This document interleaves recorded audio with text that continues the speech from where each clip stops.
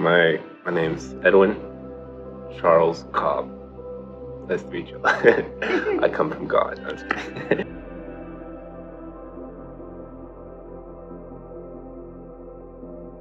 I was born in Carrollton, Trinity Hospital, now Baylor, and moved here to the colony when I was 5.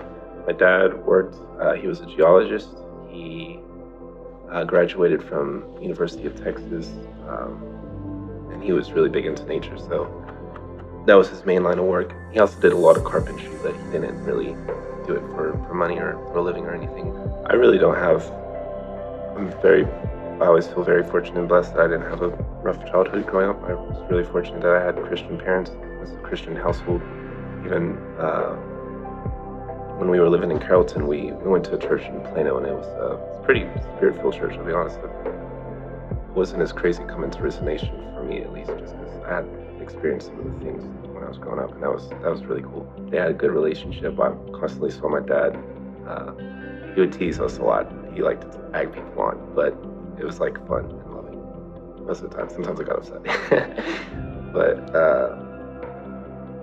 yeah, I think I saw Jesus in his life, and especially in my relationship with my dad. I mean, I just grew up just deeply involved, and my dad had me, accept Jesus into my heart personally. Like, I stepped in the shower with no one else, talked to Jesus and accepted him into my heart, which I don't know that I didn't understand it back then. I didn't know who I was talking to, but my dad was very intentional, just raised me to walk in the Lord and to know the Lord and to just have the mindset of who God is. So I would say, like, until I was 12 years old, my life was church, home, and school, but I didn't understand the impact that church had on my life at that age.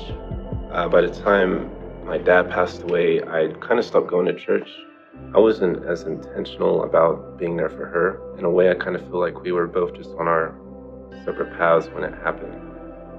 And initially, we both, like, it was hard on both of us. And I remember the night riding home from the hospital, like, she had almost completely ran a red light. Like, you could just tell what she was going through. But I would say, like, I kind of had a chip on my shoulder about what had happened, and I really went through high school, because this was 8th grade, so after that I kind of just went through high school just kind of keeping to myself, and I just wanted to, I was kind of upset that other people didn't understand that I lost my best friend. I was super angry, I mean, the night, so, because he was my best friend growing up, and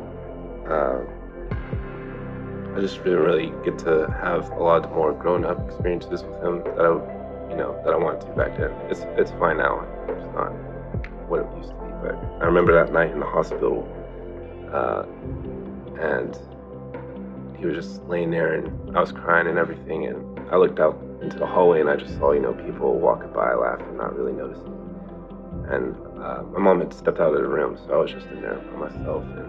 And I remember the thing that bothered me the most is, like, we loved to watch movies together, and we were supposed to watch the Expendables, the first one that came out back then, that we were going to go see it together, and so we didn't get to do that, and I was so upset about it, and I saw people out there, didn't really notice that my best friend was gone, that this was all going on, and I was super upset, super bitter and angry in my heart about it. And I don't know, that just kind of stuck with me for a while, that I just had this idea of the indifference of people or the world, kind of towards me. I took it personally. I wouldn't say I was necessarily mean to anyone. I was just distant with people in general after that, which took some time and some experiences to realize that that's something that had affected me. I don't know. I felt like I kind of had to raise myself, and then again, I guess some of that was me just being upset about how things had happened with my dad passing away. My dad would be the one who used to push me when I was younger, especially when it came to school and grades and stuff. And, like, I saw my class rank, and I was so mad. I was so upset. I was just like, I don't know, like, freshman year it kind of was all right, and then sophomore year I just saw my class rank where I was at, and I just had this really weird thing of just, like, I gotta do better. I gotta be more than this. That's kind of where that whole raising myself mentality kind of started to kick in. And from then on, I was super deep into school and just trying to become the person that I would think that my dad or my mom would want me to be. I can't remember how low my class rank was, but I ended up graduating in the top 7%, and that was a huge deal to me, especially considering how upset I was sophomore year. I started going into a lot of depression towards senior year, and by this time I had really developed a lot of good friendships and relationships with people at school. And it wasn't like I stayed at home by myself all day. I had a very active life in high school.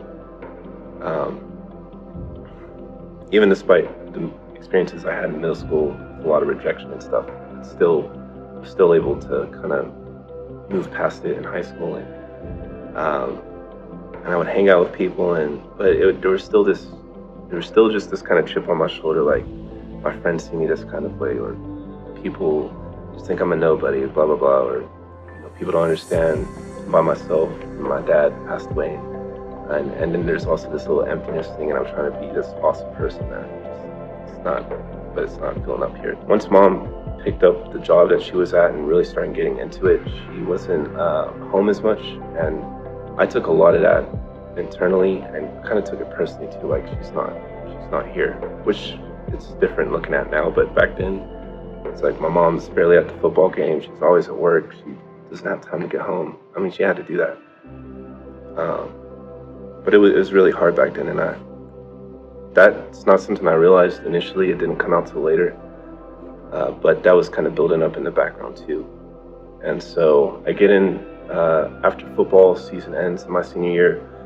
I'm kind of lost, don't know what direction I'm about to go into.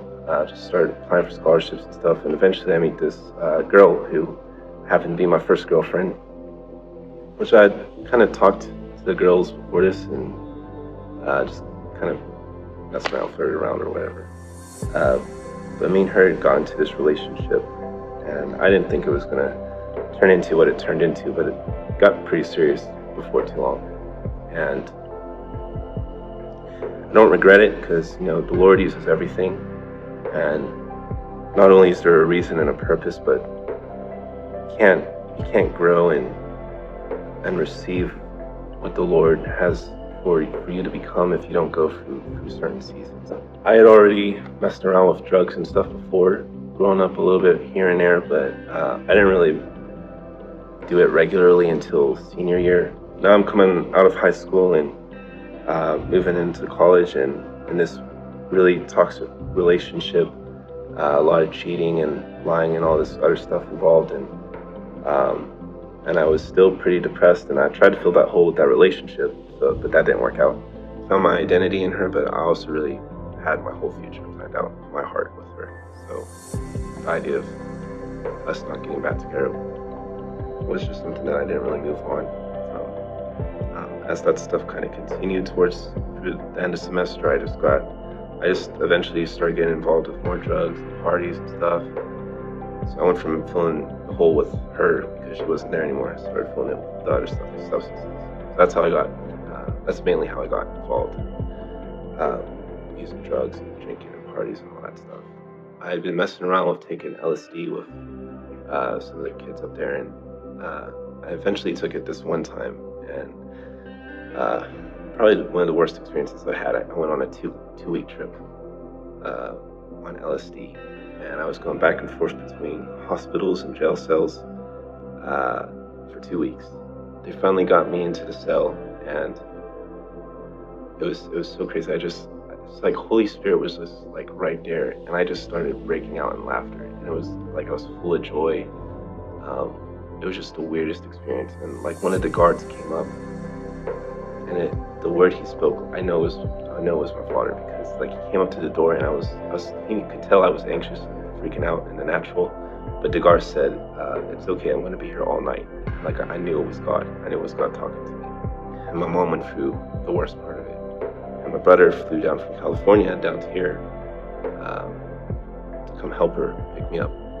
So they finally got me. We came back down to the colony, and they eventually got me into a rehab. From that point on, I was honestly pretty scared about just what had happened, and not only did I not understand like what happened with the drugs or spiritually, all that other stuff was still in the background. I'd say like 2.5 years, I was just super lost, and it was looking pretty bad. When I started encountering Jesus, I let go of a lot of the things that I was pursuing, and I wanted to be, which I still think there were good seeds there back then. I wanted to be successful. Obviously, I went to school to be a petroleum engineer, so I had super high expectations for myself. I wanted to play on the Texas Tech football team, the whole 9 yards. I wanted to be a CEO. I had my goals when I went to freshman year of college were to be a millionaire by the time I'm like 30 or 26, whatever. I had real goals like that. But it was all like that kind of chip on the shoulder mentality. It was just me wanting to prove something to myself and other people that I was just somebody. Because I don't know, there was like something missing there after he passed away. But even before that I just kind of didn't really have a whole lot of self-worth. Probation was a huge blessing. Like I'm so thankful for it. I wouldn't be back on track if I hadn't gone for that. So, and the Lord had a lot of mercy on me. I mean, I got involved with a lot of criminal activity too, and it's crazy to think about how quickly it happened from going to Texas Tech to like some of the stuff I got involved with. The Lord had mercy on me over and over again, and it's pretty crazy to think about the encounters that I had back then. I mean, I really firmly believe that they were the Lord, that they were Jesus. The nights in Lubbock when I was in those jail cells, my dad had taught me 2 prayers that I remembered my entire life to this day. The Lord's Prayer, and then he had it written, it's kind of like a compilation of the gospel. The gospel of our Lord Jesus Christ is that he died for our sins according to the scriptures. He was buried and went to hell and rose again on the 3rd day according to the scriptures. It's the power of God unto salvation for everyone that believes, to the Jew first and also to the Greek. And I would just keep praying that and the Lord's Prayer over and over again. The Lord protected me so much with the stuff that my dad had raised me with and taught me. And even praying in tongues, my dad taught me about that and did it in front of me when I was a kid. And if I hadn't had that stuff when I went through all these different experiences, I wouldn't have made it. Like I went through several suicide attempts, probably 3 or 4. I came pretty close one day, and God showed up then too. Like I had an extension cable tied around me, and I had tied to the fence, and I was in the car, so I was going to basically forward a pedal and go. And literally, as I got into the car in the driver's seat, I was ready. My mom pulls into the driveway. She doesn't see any of it. She doesn't see me in the car. She doesn't see the extension cable. She just drives in the driveway. Doesn't even notice. And I knew it was God. It was like the exact moment I was about to try and do it. I just packed it all up, didn't talk to her about it, just went back inside the house. But I also started stealing alcohol, so that's just another thing. The Lord had mercy on me. I stole like $1,500 worth of alcohol from a gasoline station. And eventually they pulled me over, and the cop called the gas station, and they said, let it go. It's crazy.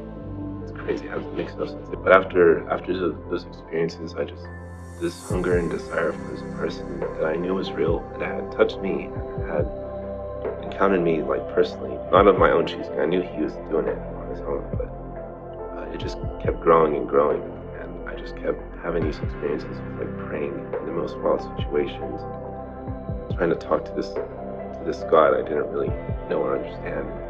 Eventually, I just asked the Lord, like, Lord, where do you want me to go to church? Where do you want? Like in my heart, I was looking for a home. I just didn't know what to pray for, but I wanted to find a church to go to, and it was this real sincere desire in my heart to just find somewhere. Eventually, I just kind of pulled out my phone. I don't remember exactly how it transpired, but I effectively pointed my finger on Google and said, okay, I'm going to this church in the colony, and it was this one. Although I did have an overdose in October that really shook me, really scared me. It was like a near-death experience, to be honest. And so I started coming to Resignation that August, and then in October I had that overdose. And that night was so hard. I remember I was up all night, like on ecstasy pills. I'd taken only like 2 or 3, but it just affected me in a really bad way, and I ended up staying awake for like a day and a half, 2 days. But I was just in bed the whole time, and I was super strung out and dehydrated. I didn't know it, and I was like losing oxygen. But I spent that whole time just like in the Book of Psalms. I'm pretty sure I read through the entire Book of Psalms that one night. And I just, like, in my heart, I was crying out with everything in me to the Lord. Like, I was reading the book of Psalms like it was happening to me that night. And that next day in the afternoon, my mom walked in and she started screaming. She was super angry. But I couldn't, I was just in bed, like, I had no idea what was going on. Because finally fell asleep. I don't know for how long. It was probably only like 30 minutes or an hour.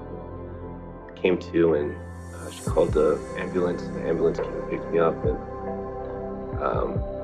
I could barely breathe. Like, I was hyperventilating. I was scared. I thought I was about to die. I really did. I thought I was about to have a heart attack or something. And I just kind of felt like the Lord in that moment in my heart was just like, do you really want to change? Like, are you serious about walking away from this? This needs to change now, kind of thing. And that ambulance ride. And that scared the daylights out of me. That was the scariest thing I've ever been through in my life.